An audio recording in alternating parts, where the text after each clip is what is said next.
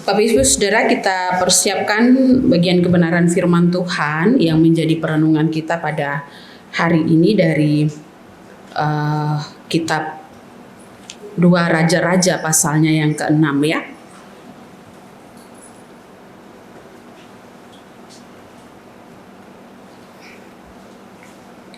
Dua Raja-Raja pasalnya yang ke-6, saya dan saudara akan membacakan dari ayatnya yang ke-15 hingga ayatnya yang ke-17.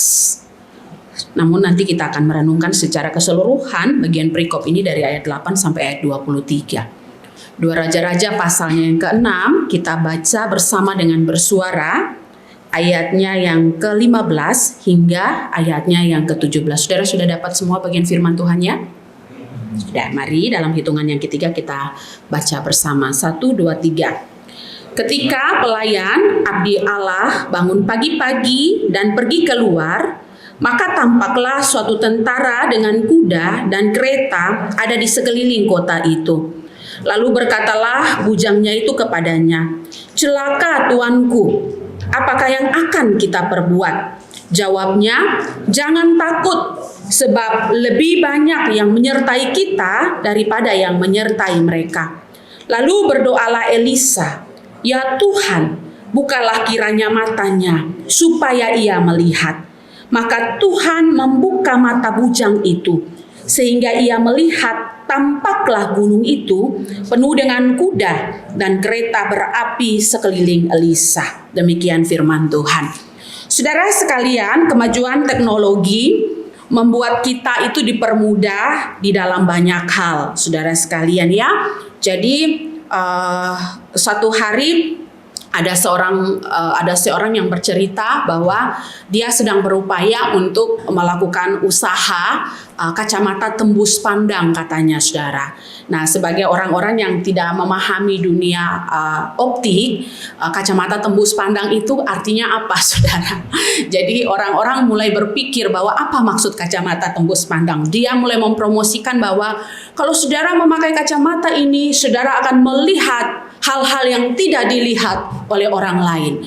Saudara akan menembus sampai kedalaman diri seseorang, begitu. Jadi promosinya cukup menarik.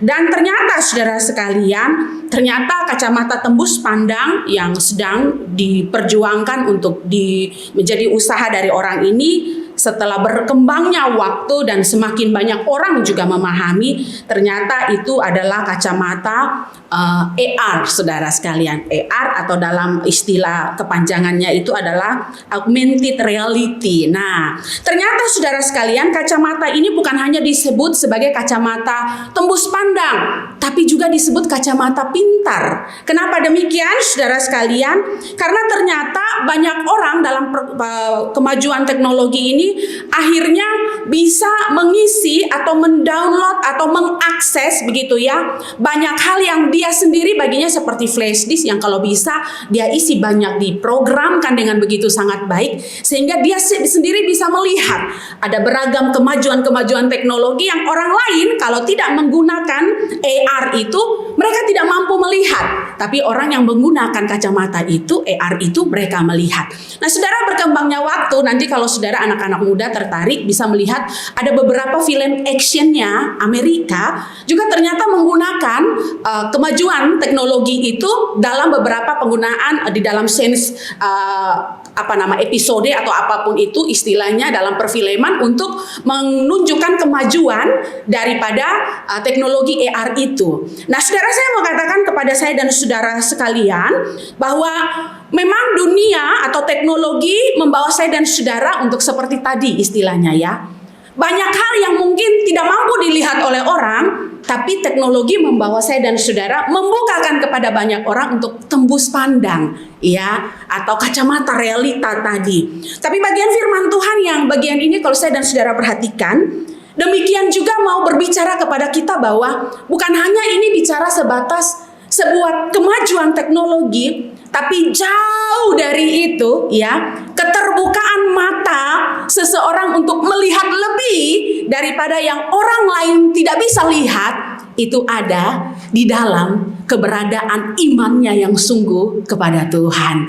Nah, saudara dan saya memperhatikan akan bagian ini, kisah ini, narasi ini begitu sangat menarik, saudara sekalian, ketika seorang nabi atau disebut pada bagian ini dalam perikop ini berulang-ulang menyebutkan dirinya abdi Allah, seorang nabi Allah yang bernama Elisa. Bagaimana diutus Tuhan dan dipercayakan menjadi penasehat bagi kaum Israel pada waktu itu. Jadi dalam segala keberagamannya, kalau saudara perhatikan di perikop sebelumnya juga, Tuhan memakai Elisa itu melakukan mujizat dengan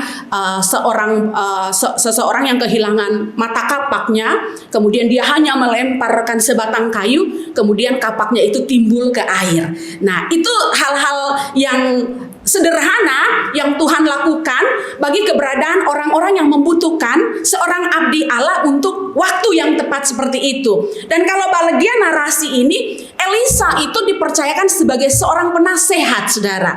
Nah, yang namanya seorang nabi seperti Elisa ini, di mana dan kapanpun ia berada, dia selalu ditemani oleh pelayannya, saudara sekalian. Dan ketika kita memperhatikan akan bagian ini, Elisa itu ternyata menjadi incaran daripada suku, kalau di sini dikatakan suku lawannya si Israel itu sendiri, sehingga mereka itu tertarik dengan keberadaan Elisa. Kenapa demikian? Basicnya, saudara, beberapa kali ketika Israel itu mau diserang, mereka merasa suku-suku perlawanan yang melawan Israel itu, mereka merasa bahwa Israel ini rasa-rasanya itu mereka punya mata-mata yang sangat paham betul apapun itu pergerakan daripada musuh, Israel itu selalu tahu begitu.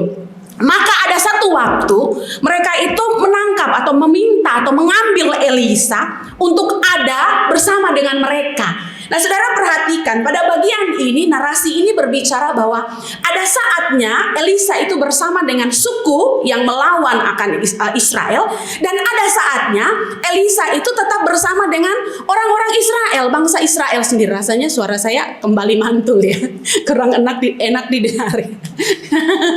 Bisa diturunin sedikit ya, biar tidak mantul kembali. Sakit di telinga saya sendiri soalnya. Ya, terima kasih ya Mas Adi gitu. Dan saudara perhatikan di sini bahwa ketika seorang Elisa diambil keberadaannya, dia memiliki strategi yang luar biasa. Ya, dan Alkitab katakan pada bagian ini bahwa suku yang melawan Israel ini, saudara sekalian, mereka itu berkumpul dengan begitu luar biasa untuk memasang strategi supaya Israel itu dilumpuhkan. Negeri Aram, ya, suku dari raja negeri Aram itu berharap bahwa Israel itu dilumpuhkan. Tapi saudara perhatikan, ketika itu Elisa bersama dengan hambanya ini, saudara, melihat bahwa suku Israel itu seakan tidak punya kemampuan tentara yang lebih besar daripada tentara bangsa Aram itu sendiri. Sehingga ada ketakutan yang besar, ya. Bagaimana jadinya kalau Israel ini dikalahkan begitu? Karena kalau istilah zaman dulu, ya, satu istilahnya seperti 1000 tentaranya Israel itu, dia punya kekuatan itu sama halnya dengan 1 tentaranya Aram gitu. Jadi memang perbandingannya itu begitu sangat mengerikan begitu ya, bahwa Israel ini tidak punya kemampuan untuk melakukan peperangan bersama dengan bangsa Aram ini. Tapi saudara lihat, di saat seperti itu kalau saya dan saudara perhatikan, seorang budak yang menemani ya lika-liku perjalanan Elisa, bahkan paham betul, berulang-ulang bersama-sama menyaksikan peperangan demi peperangan yang sudah dilakukan oleh bangsa Israel, dia pesimis dengan kondisi itu. Dia pesimis karena dia merasa bahwa masalahnya adalah Israel tidak punya kemampuan yang sangat besar untuk menghadapi bangsa Aram. Maka di sini saudara sekalian, saya memilih satu ayat kunci, yaitu di pasal 6 ayatnya yang ke-16 ini, menjadi ayat kunci yang menegaskan pernyataan seorang Elisa kepada hambanya ini. Jangan takut, sebab lebih banyak orang yang menyertai kita daripada yang menyertai mereka. Saudara kalau memperhatikan akan kata-kata ini, sebagai manusia biasa, tentu termasuk tentaranya Israel pun akan menyadari bahwa mereka tidak punya kemampuan seperti kemampuan tentara Aram, saudara.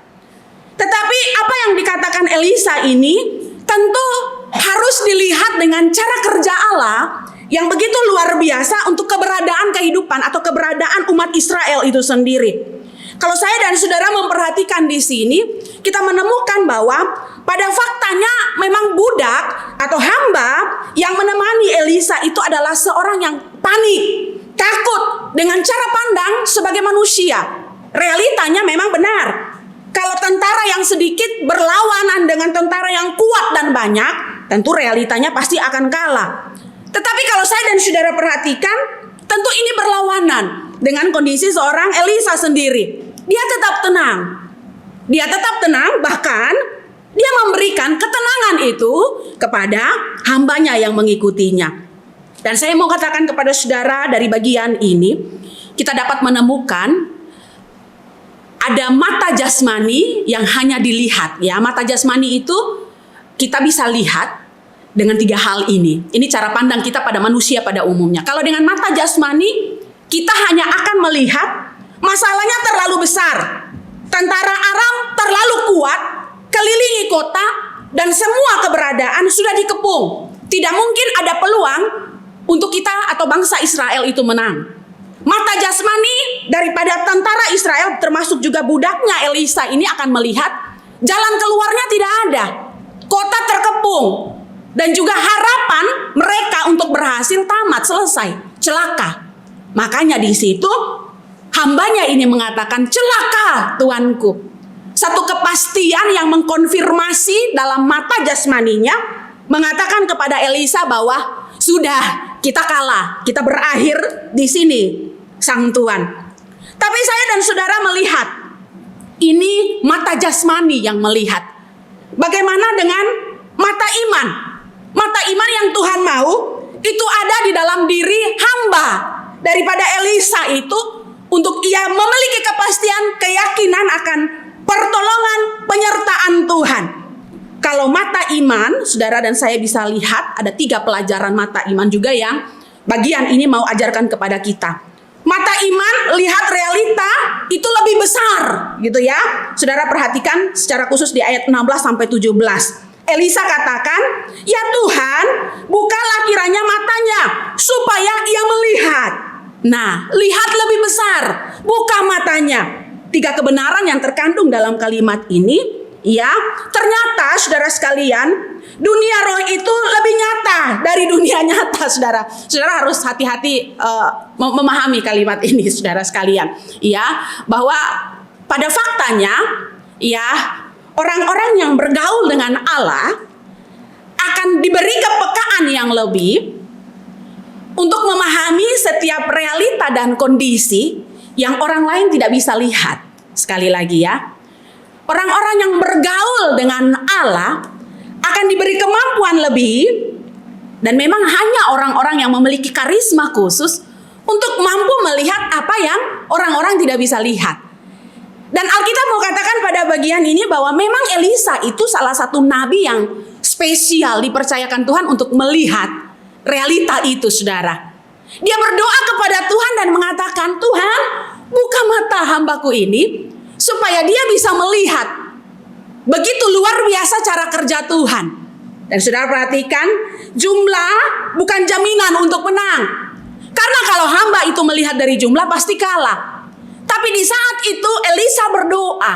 Dan setelah itu hamba itu melihat begitu banyak tentara-tentara berkuda, pasukannya Israel sedang ada di bukit-bukit yang tinggi dan siap berperang. Dan kalau saya dan saudara ada pada waktu itu, mungkin kita tidak bisa melihat. Saudara, ini menarik sekali. Iya, menarik sekali.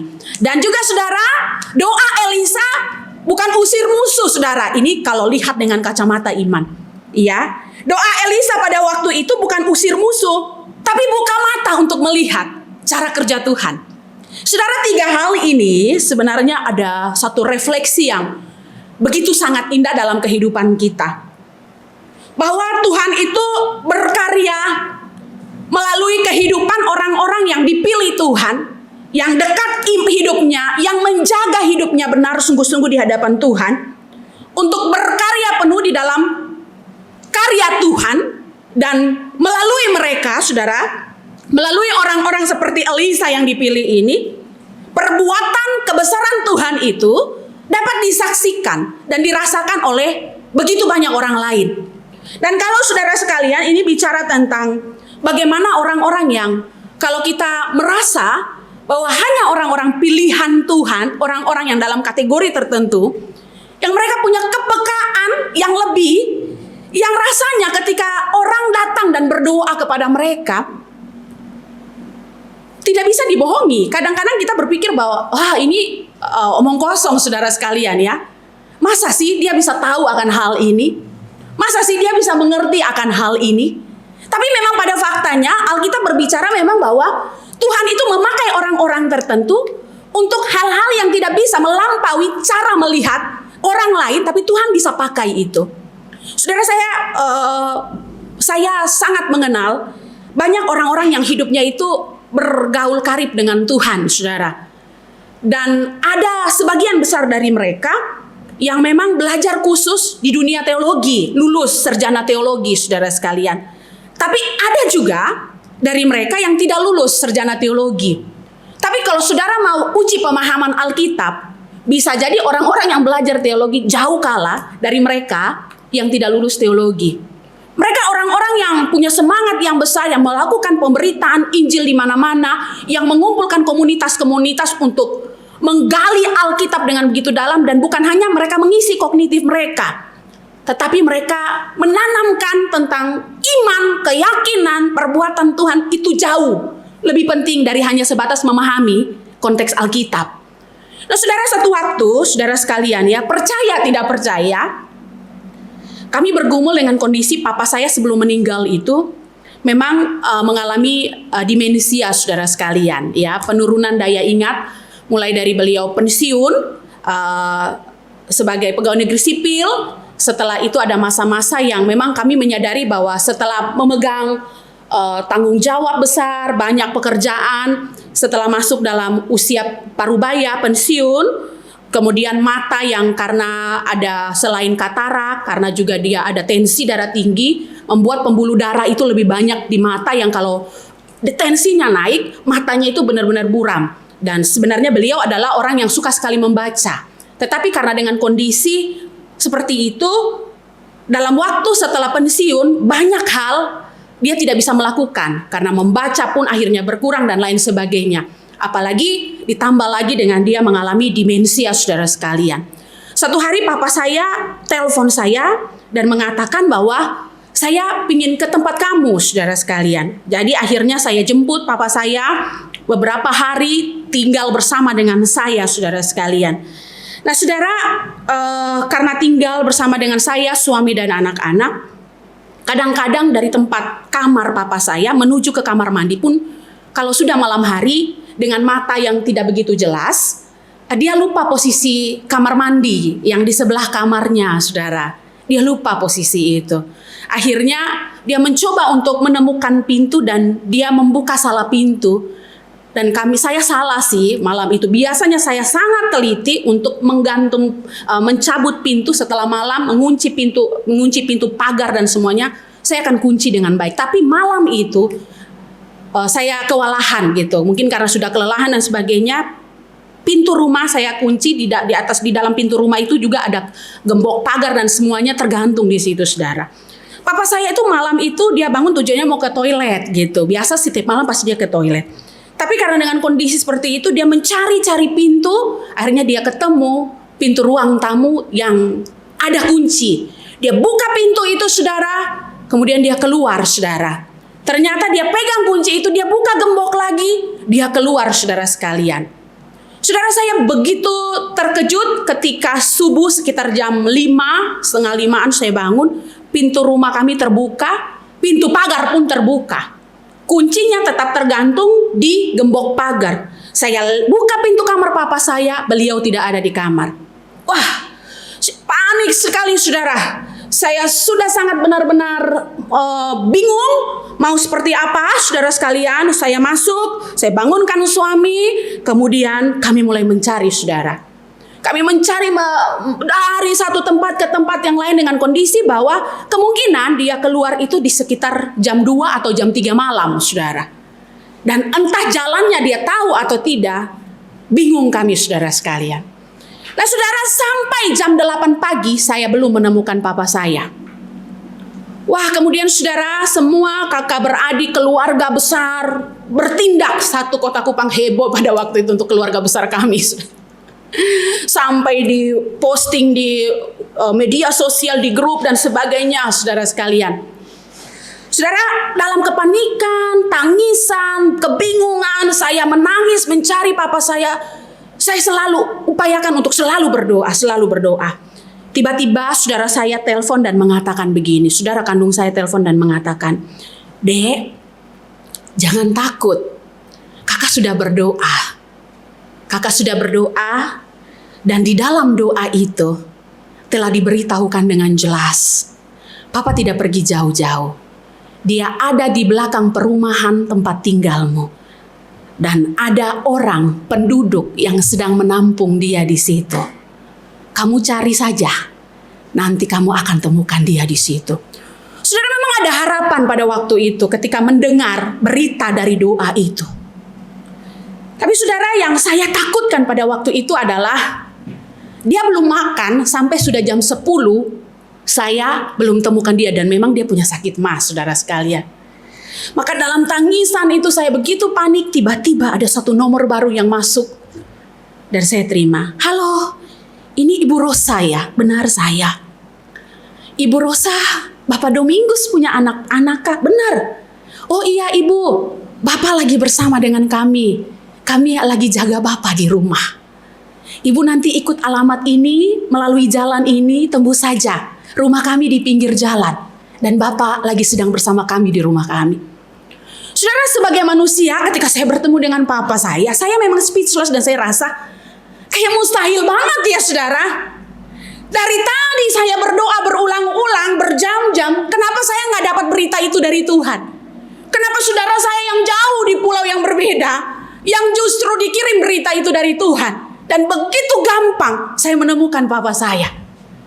Saudara, dalam waktu yang dekat tiba-tiba saudara sekalian, saudara-saudara saya yang lain mengetahui hal itu. Mereka telepon dari satu ke satu, mereka taruh banyak nomor yang bisa dikontak itu di Facebook lah, di Instagram pada waktu itu. Dan memang pada waktu itu bukan cuma saya yang sampai, tapi begitu banyak saudara-saudara saya yang lain juga yang mencari papa saya datang bersamaan di rumah itu. Dan di situ saya menyadari, saudara, bahwa memang kadang-kadang kita itu tidak percaya dengan cara kerja Tuhan. Yang kadang kita berkata bahwa logikanya nggak masuk akal. Orang lain masa sih bisa mendengar tentang itu, bisa melihat tentang itu. Tapi kalau Tuhan mau memilih orang tertentu untuk bicara dengan jelas tentang satu kepastian berita yang mau disampaikan, sehingga begitu banyak orang itu bisa percaya bahwa memang Tuhanmu masih hebat dalam cara kerjanya untuk membuktikan pemeliharaan kasih setia Tuhan itu tidak pernah berkesudahan kepada orang-orang yang bergantung kepadanya. Dia akan lakukan dengan cara yang luar biasa. Saudara sekalian, apa yang dialami oleh Elisa bersama dengan budaknya ini menjadi satu kepastian bahwa memang Tuhan memakai seorang abdi Allah seperti Elisa untuk membuka mata rohani murid atau budak yang tidak percaya ini untuk melihat cara kerja Tuhan dengan begitu luar biasa. Maka saya dan saudara belajar, saudara sekalian. Saya dan saudara dapat belajar di poin kedua dari bagian ini, saudara sekalian, bahwa mata iman itu lihat Tuhan. Seperti yang pada bagian ini, bukan lihat tentara. Dan ini bicara tentang mata iman itu melihat tentang cara kerja Tuhan. Bukan terfokus kepada masalah besarnya, saudara sekalian. Lihatnya kepada Tuhannya, saudara sekalian. Dan memang Alkitab katakan pada bagian ini ketika Elisa menegaskan hal ini, dia katakan di ayat 16, saya baca supaya lebih jelas kepada saya dan saudara pada bagian ini. Dia katakan, "Jangan takut sebab lebih banyak yang menyertai kita daripada yang menyertai mereka." Lebih banyak yang menyertai kita, saudara sekalian. Satu penegasan kata menyertai ini sama artinya. Digunakan dalam bahasa asli dalam Ibrani. digunakan di dalam kata yang sama seperti yang digunakan dalam diri Tuhan Yesus, Immanuel itu sendiri. Penyertaan Allah yang bukan hanya Allah itu mengutus orang hamba Allah untuk menyertai umat Tuhan sebagai penasehat, tetapi ini bicara tentang Allah sendiri yang turun tangan penuh menyertai keberadaan setiap orang atau umat pilihannya. Jadi saudara dan saya bisa melihat dengan jelas di sini. Inilah cara kerja Tuhan yang begitu sangat luar biasa. Yang Tuhan mau bukan hanya budak ini mengalami atau melihat. Tuhan ada bagi setiap pribadi-pribadi umat Tuhan. Tetapi tentang bagaimana cara kerja bahwa Tuhan hadir menyelesaikan masalah daripada umat Tuhan. Saudara lihat kata Immanuel ini. Bukankah penyataan kata Immanuel ini juga menjadi penegasan yang Tuhan berikan kepada para murid Tuhan untuk mengerjakan visi Tuhan di dunia ini sampai mereka bertemu muka dengan Tuhan.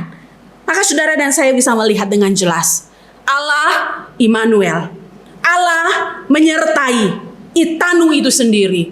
Dia memberikan penegasan, dia turun tangan penuh, dia yang berkarya secara tuntas untuk melakukan karya yang ajaib supaya banyak orang bisa melihat cara kerja Tuhan. Pasti ya dan amin. Saudara, kalau kita memperhatikan akan bagian ini, kita menemukan juga bahwa ternyata mata iman itu melahirkan ketenangan dan bukan kepanikan. Mata iman itu ternyata melahirkan ketenangan dan bukan kepanikan. Saudara lihat bujang, seorang yang tadinya begitu sangat panik, gelisah, pesimis, takut. Tetapi ketika dia benar-benar menyaksikan cara kerja Tuhan dan mampu melihat dengan cara Tuhan yang membukakan mata jasmaninya untuk melihat secara rohani, maka di situ ada dua reaksi yang Alkitab katakan, baik itu dari bujang, bahkan juga Elisa. Kalau bujang itu tadinya dia lihat celaka, apa yang dapat kita berbuat? Itu tanda panik saudara sekalian. Tetapi Elisa dengan ketenangan lihat dan mengatakan jangan takut. Sama dengan tenang saudara sekalian. Jadi sekali lagi penegasannya mau mengatakan kepada saya dan saudara pada bagian ini saudara sekalian. Bahwa orang-orang yang hidupnya ada dalam pengontrolan penuh dalam Tuhan. Ketat dalam pengontrolan penuh daripada Tuhan. Seharusnya orang-orang ini memiliki cara melihat yang sama yang Tuhan berikan kepada Elisa tadi saudara sekalian. Orang-orang yang ada dalam pengontrolan penuh Tuhan harusnya mampu diberikan anugerah untuk melihat dengan cara melihat yang diberikan oleh kepada Elisa. Melihat dalam ketenangan. Saudara, menariknya adalah saya dan saudara di masa kini hidup dalam kondisi yang kita seakan-akan terlalu melogikakan cara kerja Tuhan dengan realita yang kita alami. Kita terlalu melogikakan cara kerja Tuhan dengan realita yang kita alami. Kita merasa bahwa apapun itu yang kita lakukan, kalau kita melihat ke depan dengan mata jasmani kita, dengan logika berpikir kita merasa kita punya kemampuan untuk tidak bisa mencapai, melakukan sesuatu dan sebagainya. Tapi saudara dan saya malam ini diingatkan, bukan tentang logika idealis kita yang terus kita pertahankan untuk kita terjebak dalam menutup mata jasmani kita, bahkan rohani kita, untuk melihat cara kerja Tuhan. Tapi Tuhan mau ajarkan kepada saya dan saudara, Tuhan itu melakukan mujizat bukan hanya di zaman Elisa dan para nabi yang lain semata, tetapi mujizat pertolongan Tuhan masih bisa berlaku bagi saya dan saudara di masa kini. Yang terpenting yang Tuhan mau katakan kepada saya dan saudara adalah tentang bagaimana kita membuka mata rohani kita untuk melihat dengan tepat dalam cara kerja Tuhan. Kalau kita dengan idealis kita berpikir tidak mungkin, tapi Tuhan bilang mungkin. Kalau kita dengan idealis kita menghadapi usaha kita, bisnis kita, relasi dengan orang lain, kita khawatir, panik, bahkan kita berpikir jauh di atas cara berpikir diri kita sendiri, kita akan terjebak dengan kondisi bahwa ya kita stuck di tempat. Tapi Tuhan mau bilang apa saudara? Pengalaman Elisa menunjukkan kepada saya dan saudara bahwa cara kerja Tuhan melampaui segala tentang logika berpikir, bahkan strategi-strategi hidup yang kita bangun. Sekali lagi, cara kerja Tuhan melampaui logika berpikir, bahkan strategi yang kita bangun dalam hidup ini.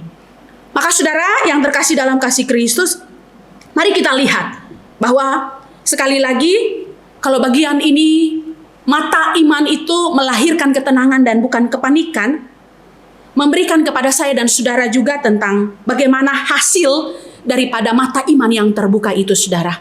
Hasilnya, saudara, kita akan menjadi orang-orang percaya yang tidak panik menghadapi segala situasi dan kondisi hidup.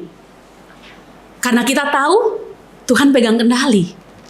Karena kita tahu Tuhan tidak pernah terlambat memberikan pertolongannya kepada orang-orang yang bergantung kepada Dia. Tuhan tetap pegang kendali, saudara sekalian. Jangan panik menghadapi segala situasi. Kita tidak lari, saudara sekalian. Kita tidak lari seperti seorang bujang yang terlihat seketika seperti seorang pengecut yang ingin lari. Tetapi kita akan bertindak seperti seorang Elisa. Berdoa, datang kepada Tuhan.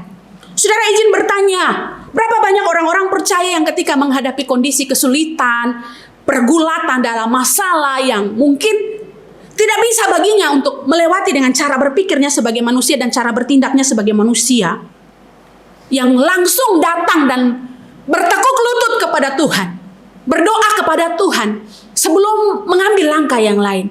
Berapa banyak yang masih konsisten dengan hal itu sampai pada zaman ini? Sampai pada zaman ini. Saudara, dari cerita saya tadi, kepanikan yang begitu sangat saya alami dalam beberapa jam itu, mulai dari jam 5 pagi saya tahu sampai jam 10 pagi saya menemukan papa saya. Akhirnya saya mengevaluasi diri, saudara sekalian, bahwa walaupun saya berdoa, tetapi saya sebenarnya tidak menaruh pengharapan saya sepenuhnya hanya kepada Tuhan untuk berkarya di dalam kondisi itu. Yang saya berpikir adalah bagaimana cara kerja manusia, saya, keluarga besar yang ada di Kota Kupang untuk segera menemukan Papa. Dan di situ Tuhan mau membukakan kepada kita, saudara sekalian. Cara kerja Tuhan, Tuhan pegang kendali. Seorang kakak yang jauh dari saya, berbeda pulau. Yang saya nggak berpikir bahwa melalui dia akan menyampaikan berita itu dengan jelas. Dan saya menemukan dengan pasti seperti itu. Saya dan saudara diizinkan Tuhan juga untuk dalam kondisi itu, situasi seperti apapun yang saudara alami, jangan panik. Tuhan mau kita datang bukan hanya asal berdoa, tetapi berdoa dengan kepastian iman yang percaya bahwa Tuhan terlibat penuh atas segala situasi dengan kepercayaan totalitas penuh hanya kepada Tuhan. Tidak dengan mengandalkan strategi, tidak dengan mengandalkan logika berpikir, tidak dengan mengandalkan cara perencanaan hidup yang matang yang kita persiapkan, tidak. Tapi Tuhan mau kita biarkan Dia ambil kendali penuh atas situasi dan kondisi tertentu. Yang kedua, saudara sekalian, mata iman akan membuat kita terbuka sehingga kita tidak lari, saudara. Tidak lari dari masalah, saudara. Orang-orang percaya yang memiliki iman, pengharapan di dalam Tuhan, dia tidak akan menghindar dari masalah, saudara. Bahkan justru dia akan melihat dan mengucap syukur kepada Tuhan ketika masalah datang. Karena orang percaya punya cara pandang bahwa masalah itu mendewasakan imannya, sehingga dia tidak lari dari masalah. Sekali lagi, orang percaya akan punya cara pandang bahwa masalah itu mendewasakan imannya, sehingga ia tidak lari dari masalah. Saudara, mari kembali kepada Tuhan. Kalau ketika saudara mengalami masalah tertentu, yang saudara cari adalah pembelaan orang ini, dukungan orang ini, Tuhan mau kita kembali kepada Tuhan. Bertelut kepada Tuhan. Meminta dengan hati yang murni, hati yang tulus kepada Tuhan. Dan pada bagian ini juga, mata iman membukakan kepada kita, sehingga kita tidak kecewa. Kita tidak kecewa. Karena kita lihat rencana Tuhan itu jauh lebih besar dari rasa sakit yang kita alami. Kalau kita melihat dengan cara kerja manusia, cara pandang manusia, seketika sesaat, saya yakin saudara dan saya akan kecewa dengan manusia, akan kecewa dengan cara kerja manusia, bahkan cara pandang manusia. Tetapi kita melihat semua tentang rencana Tuhan yang jauh lebih besar dari apa yang dipikirkan oleh manusia, saudara sekalian, kita tidak akan kecewa. Karena kita tahu Tuhan mampu memakai situasi yang sulit untuk menyatakan cara kerja Tuhan yang luar biasa. Saudara tentu menghafal, saya mungkin meyakini bahwa sebagian besar saudara menghafal Roma 8 ayat 28. Kita tahu sekarang bahwa Allah turut bekerja dalam segala sesuatu untuk mendatangkan kebaikan bagi mereka yang mengasihi Dia, bagi mereka yang terpanggil, terpilih sesuai dengan kehendak Allah. Maka saya dan saudara harus mengimani Elisa dipanggil, dipilih dalam rancangan Allah untuk bangsa Aram pun melihat cara kerja Tuhan yang dahsyat dan luar biasa melalui iman Elisa. Dan menariknya, narasi ini mengakhirinya dengan Elisa menasehati umat Israel untuk tidak membalas kejahatan dengan kejahatan. Musuh sudah ada di dalam tangan bangsa Israel, saudara. Mereka sudah siap untuk ditaklukkan. Mereka meminta nasihat kepada Elisa dan mengatakan, saya bunuh musuh saya. Tapi Elisa berkata, jangan bunuh. Beri mereka makan, suruh mereka pulang. Kasih makan mereka, suruh mereka pulang. Dan itu mendapatkan dampak yang luar biasa. Mulai dari saat itu, Aram tidak pernah datang dan mencoba menyerang Israel. Saudara dan saya bisa melihat dengan jelas perjalanan iman Elisa dan bangsa Israel ini. Bahwa kadang-kadang memang Allah itu memakai rasa sakit yang luar biasa untuk membentuk orang-orang percaya. Tetapi ingat kalimat saya tadi, saudara, bahwa pergumulan, penderitaan, rasa sakit, cobaan hidup, Tuhan memakai itu untuk mendewasakan iman orang percaya. Dan di situ orang percaya akan membuka matanya sehingga mereka tidak lagi berupaya untuk membalas dendam, membalas dengki, melakukan lebih jahat lagi.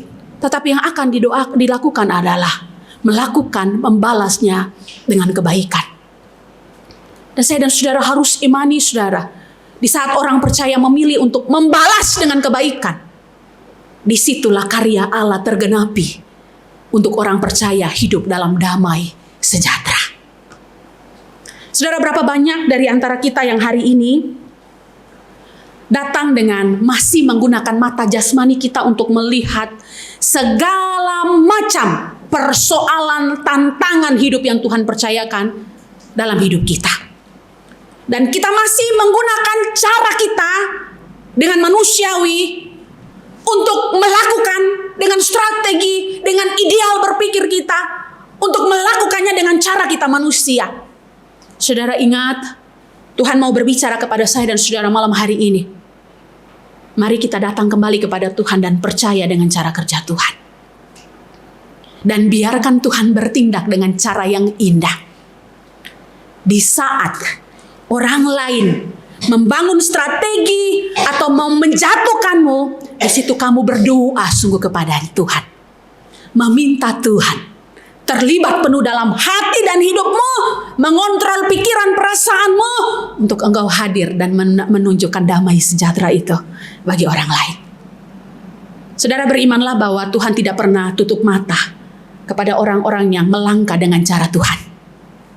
Tuhan tidak pernah tutup mata untuk orang-orang yang melangkah dengan cara Tuhan.